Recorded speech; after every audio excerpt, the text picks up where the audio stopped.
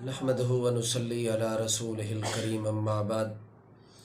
حضرت حذیل رحمہ اللہ روایت کرتے ہیں کہ حضرت سعد رضی اللہ عنہ نبی کریم صلی اللہ علیہ وآلہ وسلم سے ملنے کے لیے تشریف لائے اور رسول اللہ صلی اللہ علیہ وسلم کے دروازے کے سامنے بالکل آ کے رک گئے۔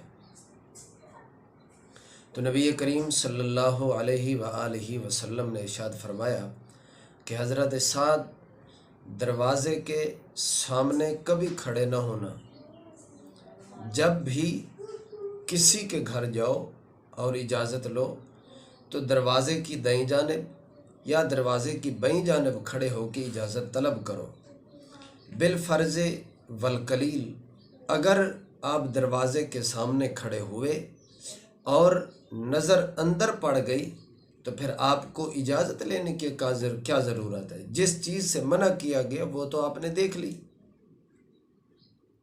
اور میرے پیارے پیغمبر صلی اللہ علیہ وآلہ وسلم نے ارشاد فرمایا کہ جب بھی کسی مسلمان کے گھر بھی جاؤ تو پہلے اس سے اجازت طلب کرو، اجازت لیے بغیر کسی کے گھر میں داخل نہ ہو۔ ایک اور روایت ہے کہ میرے پیارے پیغمبر صلی اللہ علیہ وآلہ وسلم نے ارشاد فرمایا کہ جب بھی تم کسی کے گھر جاؤ سب سے پہلے اس سے اجازت طلب کرو، اگر اجازت مل جائے تو تب گھر کے اندر داخل ہو جاؤ، اگر اجازت نہ ملے تو بغیر اجازت ملے واپس لوٹ کے آ جاؤ۔ ایک مرتبہ نہیں کئی مرتبہ قرآن پاک میں بھی ہے اور میرے پیارے پیغمبر صلی اللہ علیہ وآلہ وسلم نے بھی ارشاد فرمایا کہ اپنے نظر کی حفاظت کرو۔ کسی کے گھر میں جاتے ہو تو اس سے پہلے اجازت طلب کرو۔ اب میں آپ کو اس پہ اوپر ایک واقعہ سناتا ہوں۔ حدیث میں آتا ہے کہ ایک ساتھی تھا دوسرے ساتھی کا کہ وہ اپنے ساتھی کو گھر پر ملنے کے لیے گیا۔ جب پہنچا تو اس وقت چار دیواری بہت کم ہوتی تھی، تو جب وہ اس کے دروازے کے اوپر گیا یا اس کے گھر کے قریب گیا تو اس کی اچانک دوست کی بیوی کے اوپر نظر پڑ گئی۔ اچانک پڑی، جان کے نہیں دیکھا اس نے، تو جب اس کی اچانک نظر پڑی تو اس نے سوچا یہ تو بڑی خوبصورت ہے، اور پھر دوسری دفعہ اس نے جان بوجھ کے دیکھ لیا، کیونکہ ہماری شریعت کا مسئلہ ہے کہ اگر کسی غیر محرم عورت پر اچانک نظر پڑ جائے تو پہلی نظر معاف ہے، اگر دوسری دفعہ دیکھے گا تو پھر انسان کو گناہ ہوگا۔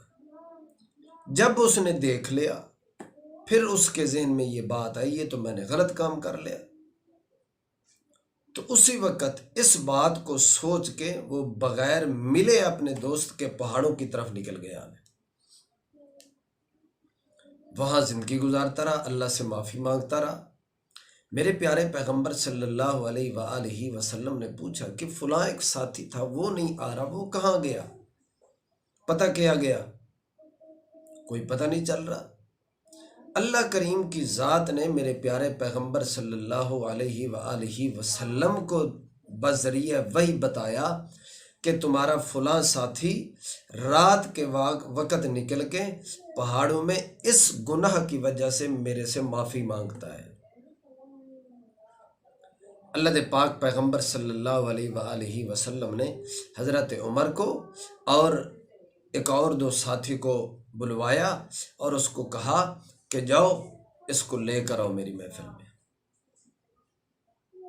حضرت عمر رضی اللہ تعالیٰ عنہ گئے، دن میں سفر کیا، اسی پہاڑ کے اوپر پہنچے، وہاں وہ ساتھی تو نہ مل سکا لیکن ایک چرواہ آدمی ملا، بکریاں چرانے والا، ان سے پوچھا گیا تو اس انسان نے جواب دیا، چرواہے نے، کہ جس انسان کی آپ بات کر رہے ہیں وہ دن کو نہیں نکلتا، وہ باہر سے نکلتا ہے تو صرف رات کے وقت نکلتا ہے۔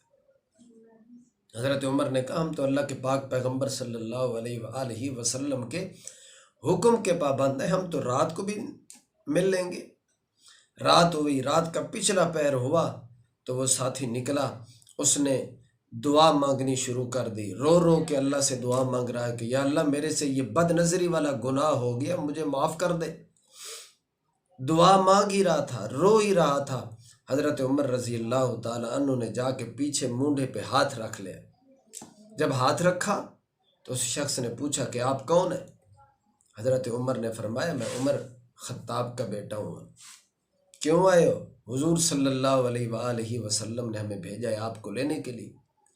اس نے کہا ٹھیک ہے میں چلنے کے لیے تیار ہوں، لیکن مجھے اس وقت حضور صلی اللہ علیہ وآلہ وسلم کی خدمت میں پیش کرنا جب حضور صلی اللہ علیہ وسلم صبح کی نماز ادا کر رہے آئے۔ حضور صلی اللہ علیہ وسلم کے پیچھے نماز پڑھی، حضور صلی اللہ علیہ وسلم نے پوچھا حضرت عمر لے آئے ہو؟ جی لے آئے۔ پھر اس ساتھی نے ساری بات بتائی۔ میرے پیارے پیغمبر صلی اللہ علیہ وسلم نے یہاں اس ساتھی کو ایک نسخہ بتایا کہ کہا کہ تم نے ہر نماز کے بعد اس آیت کا تلاوت کرنی ہے، اس آیت کو پڑھنا ہے۔ کون سی آیت؟ ربنا آتنا فی الدنیا حسنۃ وفی الآخرۃ حسنۃ وقنا عذاب النار۔ جب آپ اس آیت کو پڑھیں گے تو اللہ کریم کی ذات فرشتے کے ذمے یہ بات لگا دے گی، جب آپ یہ پڑھیں گے ساتھ فرشتے آمین کہیں گے تو اللہ کریم کی ذات آپ کا گناہ معاف فرما دے گی۔ وہ ساتھی اپنے گھر آیا، اس کو بخار چڑھ گیا۔ پھر 2 دن گزر گئے، میرے پیارے پیغمبر صلی اللہ علیہ وآلہ وسلم نے پوچھا کہ وہ ساتھی نہیں آ رہا، تو جواب دیا گیا اللہ کے پاک پیغمبر صلی اللہ علیہ وآلہ وسلم وہ تو بڑا بیمار ہے۔ وسلم نے فرمایا چلو اس کی عیادت کرتے ہیں۔ عیادت کی اور حضور صلی اللہ علیہ وسلم نے اس ساتھی کا اپنا سر اس کا اٹھا کے اپنی گود مبارک میں رکھا۔ اس نے اپنی سر گود سے کھسکا لیا، کہنے لگا اللہ کے پاک پیغمبر صلی اللہ علیہ وسلم میں گناہگار ہوں، آپ پاک ہستی ہیں۔ حضور صلی اللہ علیہ وسلم نے وہاں 2-4 جملے فرمائے، کیا چاہتا ہے تو؟ اس نے کہا اللہ کے پاک پیغمبر میں صرف اپنے گناہ کی معافی چاہتا ہوں۔ گناہ کیا ہے کہ صرف بد نظری ہو گئی ہے۔ تو میرے پیارے پیغمبر صلی اللہ علیہ وآلہ وسلم نے بتایا اس انسان کو کہ اللہ کریم کی ذات نے آپ کے گناہ کو معاف فرما دیا ہے۔ جب اس ساتھی نے اتنی بات سنی تو اس کی روح پرواز کر گئی۔ گناہ کیا تھا؟ بد نظریہ، اپنی آنکھوں کی حفاظت کرنا۔